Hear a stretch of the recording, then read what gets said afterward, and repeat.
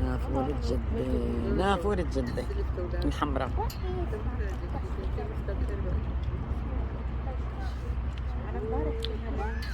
خلاص اليوم راجعين بيتنا.